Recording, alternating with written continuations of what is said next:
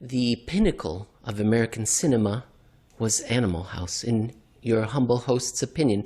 And in that moment, John Blutarski unified two nations in a speech that went down in history. And those two nations were Germany and Japan. And in this episode, we're going to talk about Germany via Japan. It's confusing, Jeff, but is it going to be a good show, Jeff? I hope so. I hope it, we'll find out, I guess. Let us know in the comments section, ladies and gentlemen. Okay, the article we're going to be discussing is Bond Reversal in Japan, but pay attention to it in Germany. I should have just read that. And it was posted on the 8th of July at Alhambra Investments. And Jeff, we're going to talk about yield curve control first in Japan. And that will then segue to the sovereign bonds, the Bunds, and can you say what the short-term German? The Schatzes? Yeah, I don't want to say it because I'm worried about my pronunciation. Exactly. So, okay, yield curve control. Why is that important? Japan and the JGBs. Tell us. Well, it's not important. That's what's important about it, is that yield curve control is a laughable idea, but yet it comes up every so often because we're told that everything's going right. Central banks are printing money, inflation's coming, all these other things. And if that's the case, then you would expect bond yields to rise because bond yields are made up of growth and inflation expectations. Going back to Irving Fisher over a century ago, that much has been proven true time and time again. So if these QEs and money printing and fiscal injections are all successful, we would expect bond yields to rise. We would want them to rise because that would be the marketplace, the real economy in real time telling us, yes, this stuff is actually working. And it's working so well, we don't want to own safe liquid instruments. We want to own risky stuff. And that's, so we have these reflationary sell-offs where the bond market says, maybe this stuff is working. This time, maybe there's a small chance we're going to get some inflation and growth. But the authorities don't believe that's a good sign. They believe that if interest rates are rising, that'll choke off the recovery because now you have to pay more to borrow money to invest in the real economy, or B, the government can't afford to pay more on interest on their debt. So in comes the yield curve control. But tell me if I don't think you like either of those reasons. No, but you're exactly right. The mainstream conventional theory is that rising interest rates are a huge problem. Therefore, what the Federal Reserve or any central bank, Bank of Japan, ECB, whoever it might be, what their job is during a recovery is to make sure interest rates don't interrupt the good times before they get good enough that we reach recovery. And that's what essentially yield curve control is in theory. And of course, if the theory is completely bonkers because rising interest rates are exactly what we want to see. And if you're thinking rising interest rates are choking off the recovery, then the recovery is not strong enough to begin with because if the recovery is a true recovery, it can more than handle rising interest rates. In fact, it would welcome rising interest rates as well as rising rates of return, which throughout entire economic history, those two things have always corresponded. Rising interest rates, rising opportunities, rising rates of return. Those are all good things, not bad things. But central banking and current economic theory has everything backwards. Now, I'm going to pull up a chart from your article that shows that yield curve control worked. If you look at just the JGB. Now I'm Well, I'm trying to be the minority report, the devil's advocate. The devil's advocate here, right? Yes. The dissenting opinion. So, Jeff, okay, you've got a couple of bands here. Well, you can explain it. Go ahead. What are we looking at? The Bank of Japan, which is where most of the stuff starts its life, because they're the ones who have to experiment, because they're further down the curve, the horrible deflationary curve than the rest of the world. So we're all just following what Japan does because central bankers have no other ideas. They came up with yield curve control all the way back in September of 2016 because they were convinced globally synchronized growth was going to do the trick. And therefore, that was going to lead to higher interest rates in Japan, even though interest rates have been sinking for years and years and years. The idea is, again, very simple. They were going to target the 10-year JGB and say, we're going to target a yield of 0, but we're going to allow it to trade within a band or a range plus or minus 10 basis points. So as far as the Bank of Japan was concerned, if the 10-year JGB got up to 10 basis points, they wouldn't do anything. But if it stepped over to 11, although it did on a couple occasions, they were supposed to step into the market, buy the bonds, and push the yields back down, which is already a stupid theory because, as we've seen and we talked about last time on the show, in practice, yields usually go the opposite way of bond buying. So it's not at all, there's no direct correlation or specific correlation between central bank bond buying and the way yields actually behave.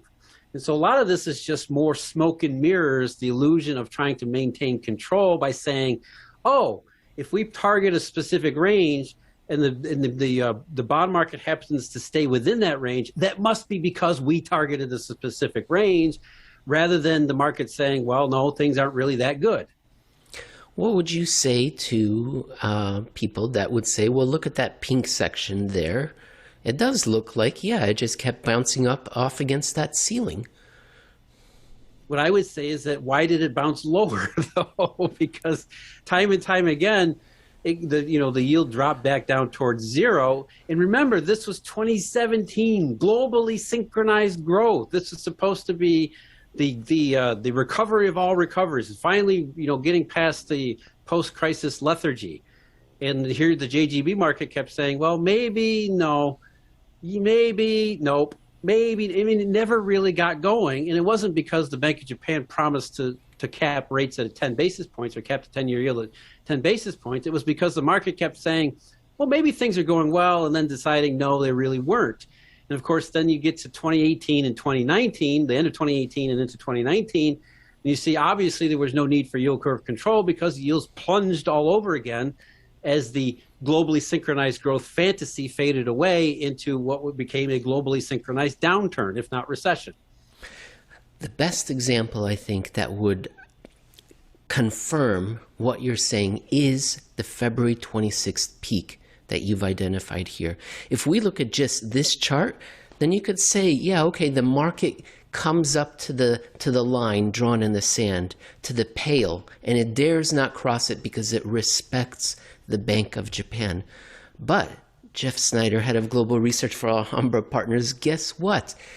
The JGBs were not the only ones that did an about face in late February and March, early March, mid-March. I've got a list here. The United Kingdom, Australia, Canada, New Zealand, the United States, Japan, and Singapore all turned around and headed south at the exact same time. So it wasn't was the market. Was that the entire global bond market respecting the Bank of Japan? Exactly. That's what I'm trying to say. Exactly. No. And again, the theory is ridiculous to begin with. And then to think that in practice, here we are, February 26th, which shows up, as we've talked about since February 24th, 24, 25, and 26, it shows up all across the world. So this has nothing to do whatsoever with yield curve control yet again. And so we need to step back and say, well, what was it that was actually pushing yields up, and what would it have been then that changed everything and everything back down again? Yields starting to fall all over again, which now we're at 4.5 months since this happened. So this is sort of a serious setback. But you know what, Jeff? I didn't mention some countries. In fact, I didn't mention 3 of the top 6 sovereign bond markets because they didn't head down in March. They started to head down in May and June. And here's a list of them: Switzerland, Spain, Portugal, the Netherlands, France, Italy, and Germany. Yeah, all the Europeans, right? Which Why? makes sense in a certain respect, because the European economy, Germany in particular, was hindered. It was late to the reflation. It was late to the reopening because the Europeans were stuck under a second or third wave of lockdowns, however you want to number them. And so, the German economy, the European economy kind of got a later boost than everybody else. And so for a time there, there was that response to February 26th. But then when you get into April and into the first part of May, the European markets sold off, got really reflationary in certain parts of it, including the German market. And so I've pulled up another chart here, and with the, oh God, I hope I get this right, the Schatzes, they did peak in the 26th, And they've gone sideways ever since. While the long term, the bonds kept rising, signaling reflation until May, when some economic data we've recently learned about went south and belly up. But Jeff, before I handed the microphone back over to you, I'm going to confide in you and tell you why I'm having a hard time saying shots. Is because when I was a young man, I traveled to Germany with mother, and we went to go see some friends. And as kids who speak foreign languages are wont to do, this child told me a bad word and said, "Oh yeah, that means butterfly or cotton candy, whatever." And so what did I do, Jeff? An innocent young man. I went onto the bed that we were staying at, and I was jumping up and down and saying, "Scheisse, scheisse, scheisse, scheisse," at these people's house, and right? Now at our you're friend's scarred for house. life, right? And it was in Munich. This was during the time of the Cold War. Am I going to be arrested? And I remember the person that we were staying with come in, and then mother comes in, and there's just this pale look on their face. And then they grabbed the drink, and only years later did I realize that I was yelling S, S, S, S at the top. So of course I have a hard time saying shots. I'm scared as to whether I'm really saying something appropriate. Well, you're safe saying shots. I always have a problem whether or not to put an E in there. Is it S-H? You know, I have problems with the spelling, but as far as the pronunciation in the definition of the term, you're on safe ground with the shots. German factory orders. May. What happened? What did we learn? Yeah, coincidence, right? The bond market takes a tumble in May, and then a couple months later, the German statistical agency, the status, comes out and says, "Hey, something reversed or went wrong in the factory sector in May." Again, real-time data. The markets, the bond markets. You know, we talked about Eurodollar futures in our previous episode. These are the markets are telling us what's going on in the real economy, in the real marketplace, as things are happening. And the idea that we need to discount bond yields being low because of QE, for example, is just it's ridiculous, because there's so much good information about the hidden places we can't directly observe in these types of things. And here's another really good example. You see Germany and European bonds that were in reflation, almost alone across the rest of the world. And then in late May, suddenly they jump right out of reflation, and you have to ask yourself, what's going on here? Now here we're finally getting into the data of what's going on here. Well, we're going to talk about it, that it's not just Germany, but I couldn't help myself, Jeff, and I got out my crayons, and I drew a chart with the data for German factory orders, new orders in manufacturing. This goes all the way back to the 50s, Jeff. It includes the miracle, the growth miracle. And so the most recent data, as you point out, was 3.7% lower month over month. Yeah, not annual, monthly drop. It was a huge drop in factory orders in the month of May. That's a bottom decile result. For 69 years, you line up all the months, you will find that result, 3.7%, in the bottom 10% of all experience. And Jeff, I drew over here, I drew a few trend lines. Now, one of the trend lines is basically from 1952 to 2007, and that includes, everything, right? The growth miracle, the terrible difficulties of reunification, but then the uptrend that Germany got during the euro, and that's that red dotted line, and you can see how far off new factory orders are from that trend. But I know what people will say, well, you can't include the growth miracle. That's post-World War II. That's not going to happen again. So I didn't include it. I went from 1971, post-miracle. I included the bad period, the reunification, but also the good period, the euro, the post-1999 period. And again, that gold dash line, you can see how far off we are. The only trend that Germany is on is if you exclude all the good stuff. So if you exclude the growth miracle and you exclude the introduction of the euro, then Germany's on trend. Which, isn't that disappointing, Jeff? I mean, doesn't that beyond disappointing? That's a concern. Yeah, I know people say, well, you can't include the euro, that was idiosyncratic. You can't include the growth miracle, that was a one-off.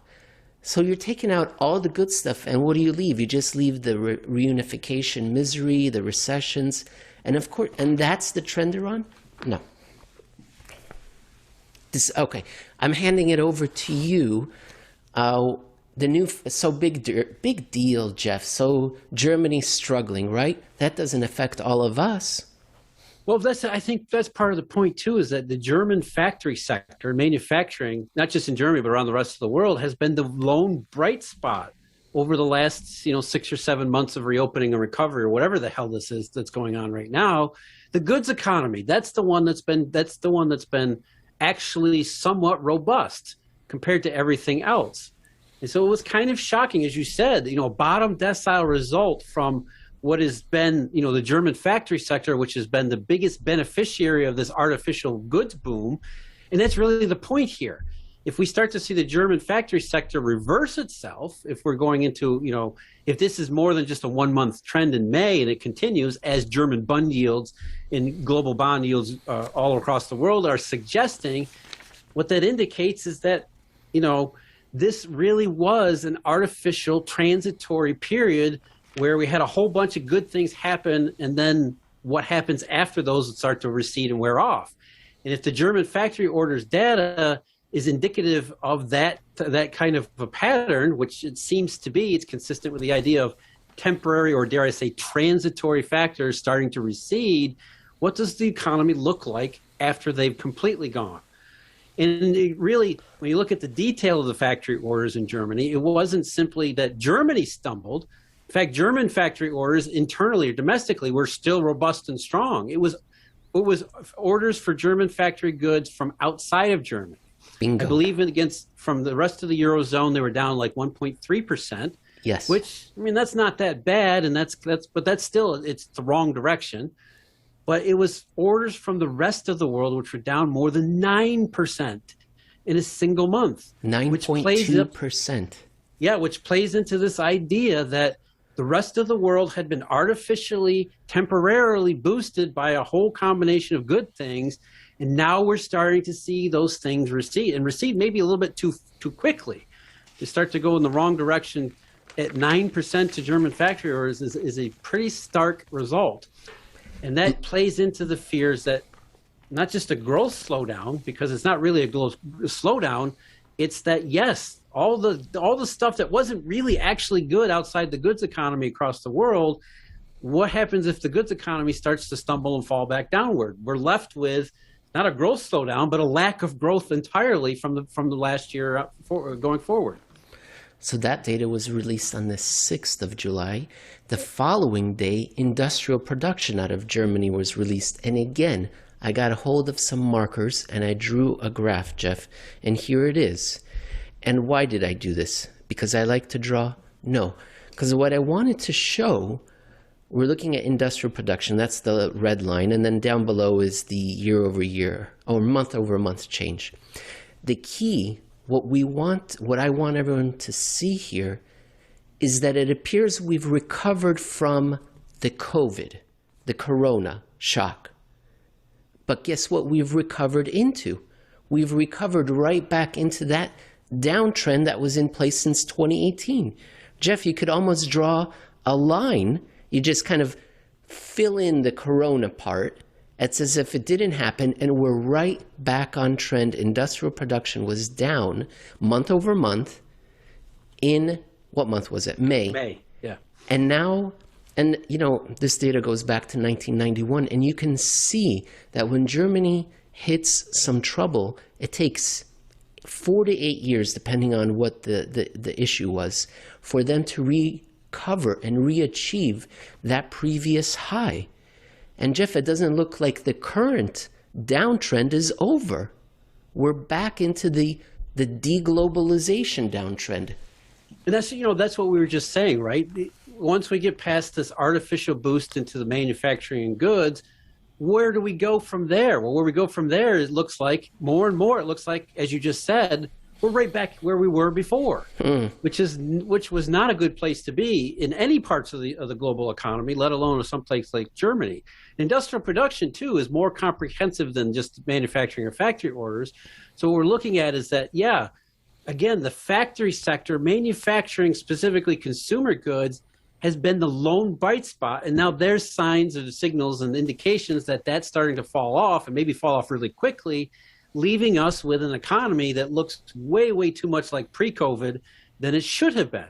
And that does nothing to address the huge hole in the global economy from 2020. We haven't had a rebound from it yet, which is why I say, why I ask, well, are we really in reflation at all? Because we just we had a big black, big hole or black spot in the economy last year, and then we just went right back to where we were before. And that's not a good situation. It's certainly not an inflationary situation by any stretch of the imagination. So that, again, consistent picture of data with market behavior and market results and curves and all the things that we talk about, which suggests, again, as I've been saying all along, inflation is the outlier. It is an extreme outlier. There's almost no chance of it to happen. Jeff, the devil's advocate, the people watching the show right now would say, you guys are just a bunch of perma bears that need haircuts, but you're some sort of extinct perma bear because you're in the past, man. You're talking about May factory orders and May industrial production. What about something forward-looking like the ZEW survey or the PMI numbers?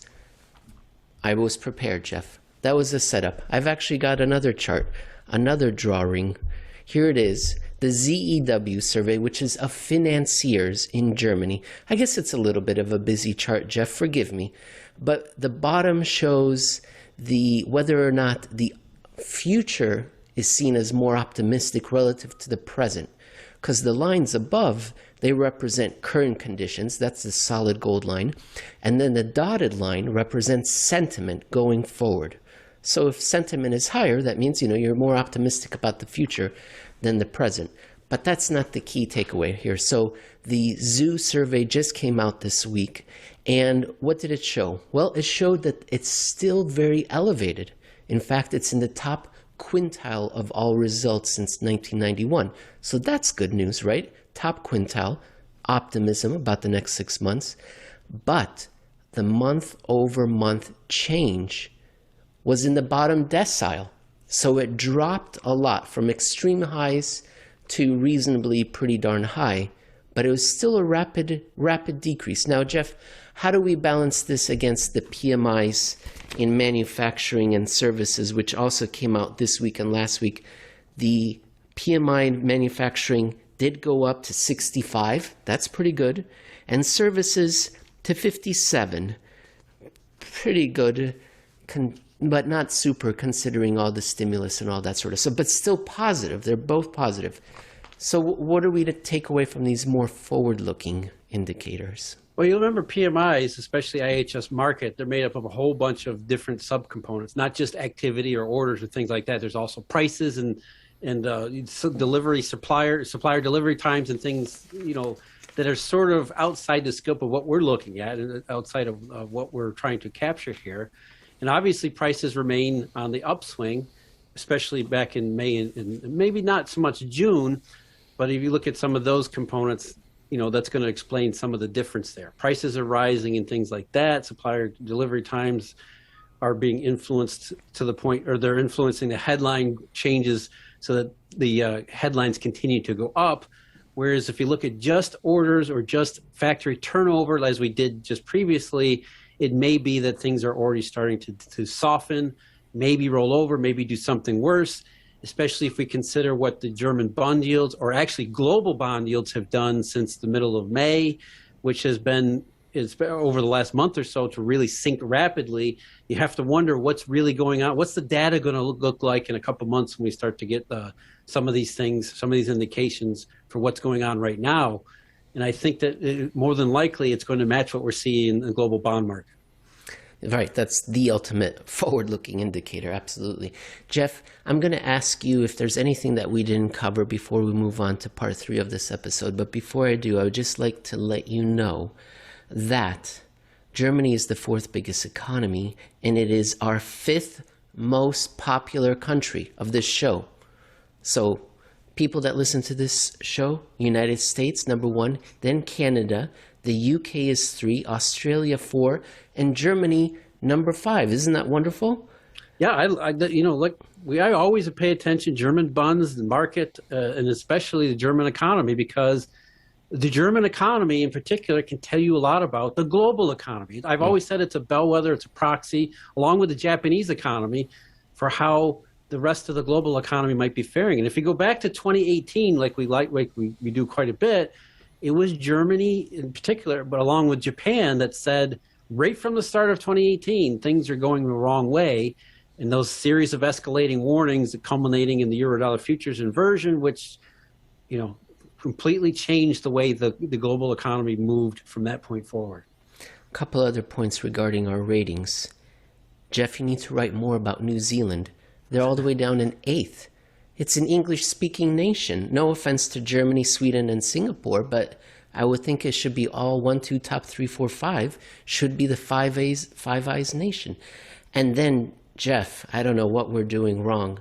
Japan, the third largest economy in the world, 21st in our National League table. And that's only because I have a friend there who's in my fantasy football league. That's the only reason they're 21st. So I don't know. Maybe we got to do better. We need to speak a little more highly of the Japanese and less critical of their ability to tolerate 30 years of incompetence from the Bank of Japan. Maybe we need to be more positive about something like that. I can't wait to. I don't know how you spin that positively, though. Other than to say, hey, look, we're all in the same boat because we're just doing what the Japanese do, and we're coming up with the same exact results as the Japanese have anyway. So, there's really no difference. The Japanese people have put up with it just a little bit longer than we have. Well, ladies and gentlemen, what would you rather hear and discuss than PMIs and the outlook for various economies?